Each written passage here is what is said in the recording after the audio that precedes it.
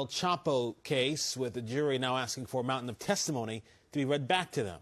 Pix 7's Mary Murphy live at federal court in Brooklyn, waiting for that verdict and with what all this could mean. Mary.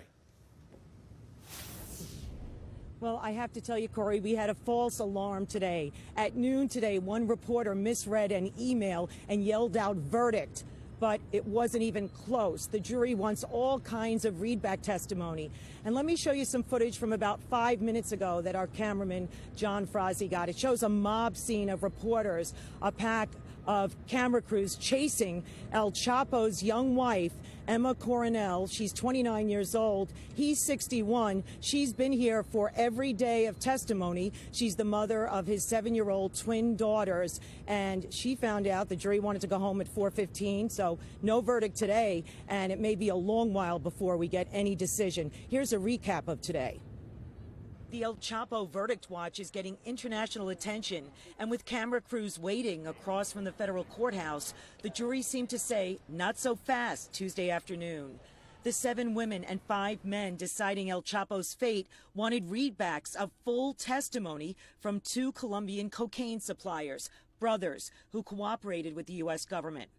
Alex Cifuentes Villa made the explosive claim that Joaquin El Chapo Guzman Loera paid a $100 million bribe to the former president of Mexico, Enrique Peña Nieto, in 2012. Ironically, when the billionaire drug lord was captured in 2016 after his second Mexican prison escape, Peña Nieto had tweeted, "Mission accomplished."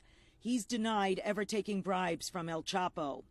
Cifuentes Villa and his brother Jorge testified that El Chapo's Sinaloa cartel controlled 35% of the cocaine that was pumped out of Colombia.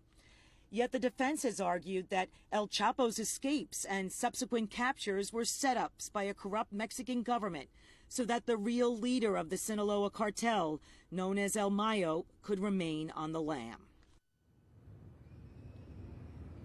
And then late today, the jury asked for more testimony to be read back from a star government witness. Turns out he's El Mayo's brother. He said that he was a lieutenant in the Sinaloa cartel. That readback should start tomorrow morning.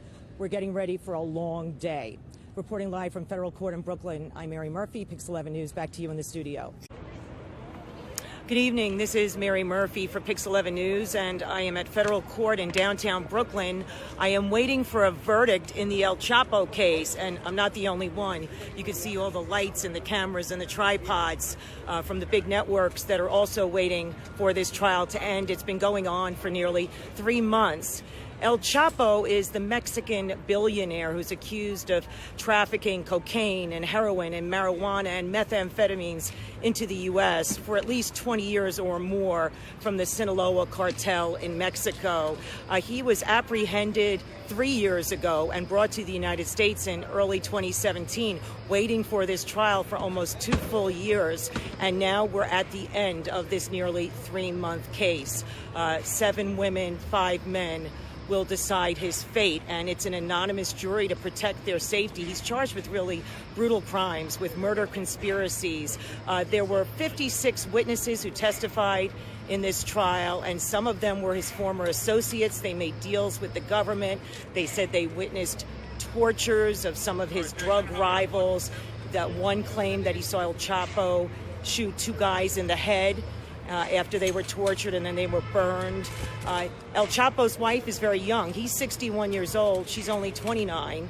Former beauty queen Emma Coronel. She's come to this courthouse every single day, 35 days of testimony. And one of the things that she heard during this trial, she watched El Chapo's alleged mistress on the stand, claiming that the drug lord once escaped through a bathtub to get into the sewer system in Mexico to elude the authorities. So a lot of wild testimony in this case. And normally tonight, I would be doing the Mary Murphy files that I do every Monday evening in the social media center at Pix 11. But because I am waiting for the verdict in this case, I won't be doing the program this evening. However, I will be having a very special guest in the social media center the day of the verdict.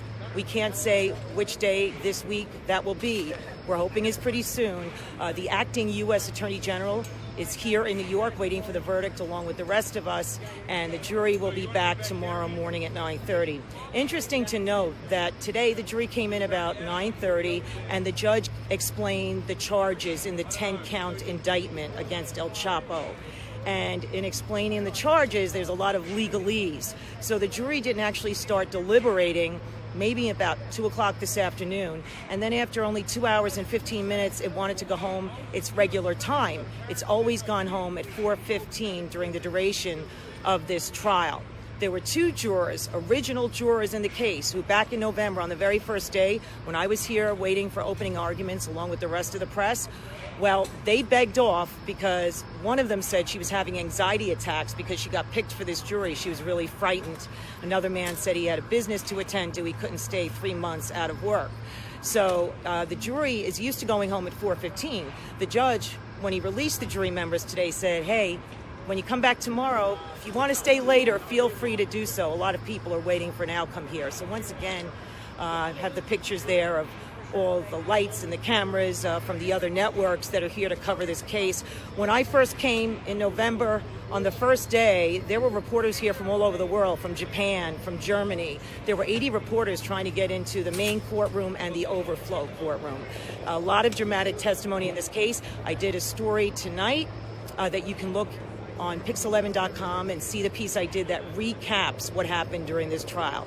And I hope you will stay tuned this week and look for me on Pix11 Facebook Live when I do my show in the social media center on the day of the verdict in the El Chapo case. His real name is Joaquin Guzman Loera, and in the trial, one of the pieces of evidence submitted was a picture of a diamond-encrusted gun that had El Chapo's initials, his monograms, on the gun. So a lot of testimony, a lot of exhibits, and we'll see what happens tomorrow when we come back for jury selection. Not jury selection, jury deliberations at 9:30 in the morning. And like I said, I hope you will join me this week when the Mary Murphy Files airs on a different day, the day of the verdict, and we're all waiting for that. Thanks again. Coming to you live from downtown Federal Court in Brooklyn, I'm Mary Murphy.